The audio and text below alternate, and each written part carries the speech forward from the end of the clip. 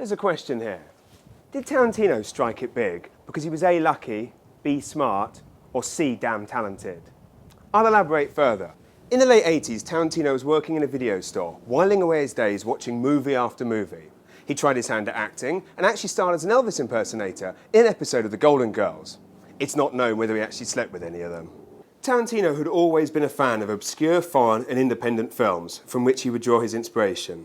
He wrote script after script. His first, in 1985, was called Captain Peach Fuzz and the Anchovy Bandit.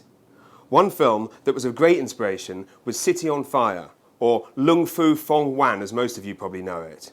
It starred Chow Yun-fat as an undercover cop who infiltrates a gang of thieves who plan to rob a jewellery store. Sound familiar?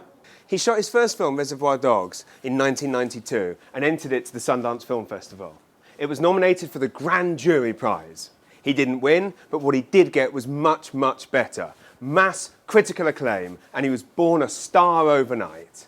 Even better for Tarantino was when Reservoir Dogs was denied a video release in the UK for several years. Consequently, it continued to run in selected cinemas, and with the notoriety of the censors, built up a large following and a very healthy return on his $1 million budgeted film. Tarantino had stood out, not for his directing particularly, but for his astounding writing and sharp dialogue. He was brought in on various high-budget Hollywood films as a writer, including Crimson Tide. The director, Tony Scott, had just shot another Tarantino script, True Romance. One particular script that Tarantino wrote and then felt was bastardized was Natural Born Killers, filmed by Oliver Stone. Tarantino was so incensed with the finished film, he actually asked for his name to be taken off the credits. And when he happened to find himself in the same restaurant with the film's producer, Don Murphy, the two came to blows. Murphy actually tried to sue Tarantino for $5 million, claiming he'd been thrown up against a wall and punched in the face.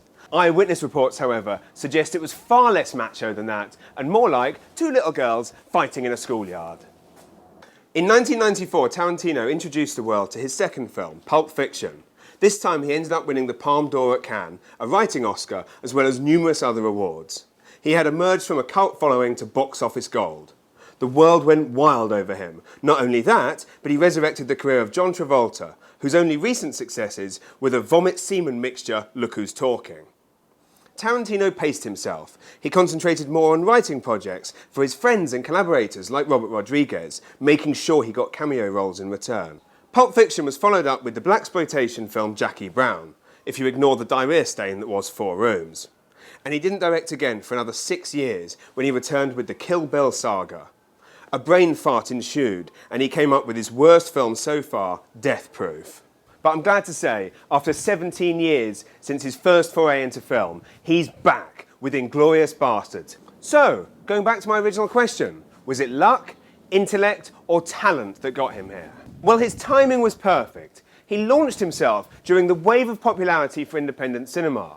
So, had he made Reservoir Dogs 5 years earlier, he probably wouldn't have found an audience for it, nor would he have had the support from the Sundance Film Festival. So timing-wise, he was pretty lucky. Some artistic borrowing from the storylines and styles of various foreign language films may seem sneaky and lazy to some, but you've got to hand it to the guy. He certainly was smart enough to see that these films would transcend into the marketplace, and he recognised that Western audiences, who had never really seen anything like this, would lap it up. No surprise then that he's got an alleged IQ of 160. And love him or hate him, you've got to give credit to the guy. His films do stand out. Oscars, Golden Globes, BAFTAs, Palme d'Or, he's won them all. And you don't get that without talent. 10 hot, eyes forward!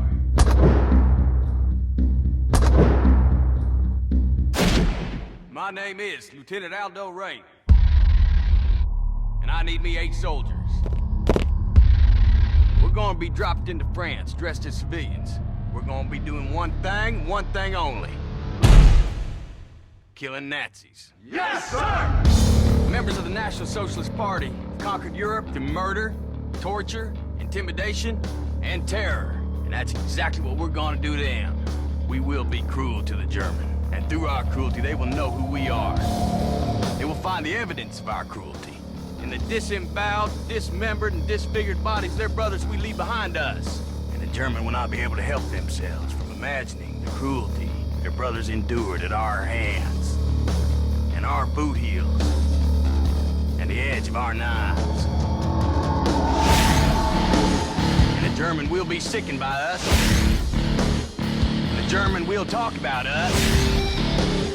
And the German will fear us.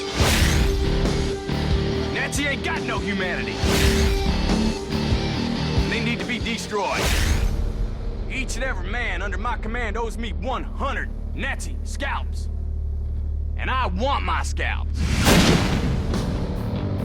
Nine, nine, nine, nine, nine, nine. Sound good? Yes, sir! Okay, I'm going to give it to you straight. For those of you that still have the foul taste of vomit in your mouths from the cinematic disaster that was Death Proof, I'm going to allay your fears and tell you straight off that Inglorious Basterds is the fresh mint relief to form that Tarantino has so long promised. The story, quite simply, is about the Jewish struggle against Nazi tyranny during the Second World War. So, it's like Schindler's List then? Not at all, I'm delighted to say. This is both funnier and more entertaining. The first thing you have to do before watching this is to remember that it's a Tarantino film, which means that apart from Nazis occupying France and having a bit of a grudge against the Jews, there is absolutely no historical credibility to this film. And that's not a bad thing. After all, we won the war. Isn't it about time we started having fun with it? So back to the story. Brad Pitt plays Lieutenant Aldo Ray, leading a motley crew of bloodthirsty American Jewish soldiers, the Inglorious Basterds, fighting guerrilla style in occupied France, brutally killing any Germans that come in their way, claiming their scalps as trophies. This is only half the story. The other and more dominant half revolves around Shoshana Dreyfus, a Jewish girl who has inherited and runs a Parisian cinema. 4 years earlier, she witnessed the killing of her family by the infamous Jew hunter, played by Christoph Waltz, who, earlier this year, won the Best Actor award at Cannes, so is surely a shoo-in for the Oscar nod next year. Shoshana inadvertently catches the eye of Private Zoller, a Nazi hero who fended off a 3-day attack by the Allies single-handedly and has been thrust into the propaganda machine by Goebbels, who has directed a film about and starring Zoller. Zoller, now infatuated with Shoshana, convinces Goebbels to hold the premiere at her cinema. From Reich Minister Dr. Joseph Goebbels comes the remarkable true story of Friedrich Zoller, Germany's most decorated war hero. The propaganda and importance of the film being what it is, the entire Nazi high command will be attending, and here the bastards see an opportunity. His courage was bound by duty. His legend was baptized in blood. His name will be crowned in glory. Who wants to send a message to Germany? Nation's pride. World premiere August 21st at La Gamarre Theatre, Paris. A lot has been said about the brutality and gore in this movie, but apart from a few shock moments, there's really nothing as bad as what we see in the average horror movie. This also feels quite a departure for Tarantino. Although the story seems to have escaped from the mind of a 9-year-old boy who's watched too many Saturday morning matinees and read too many G.I. Joe comics, this is actually by far Tarantino's most intellectual and grown-up film, with more subtle performances to be found than in his usual hit fare. Now, being the scummy arse that I am, I'm not going to let this get away without any criticism. The film at 2.5 hours is at least 30 minutes too long, and the inclusion of Shrek as a British minister is also a poke in the eye of any proud Brit. Tarantino has famously spent many years on this story.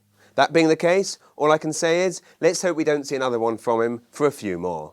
So in conclusion, Brad Pitt's a bastard, Tarantino's a bastard, I think I'm a bastard, but Guy Ritchie, he's still just a twat.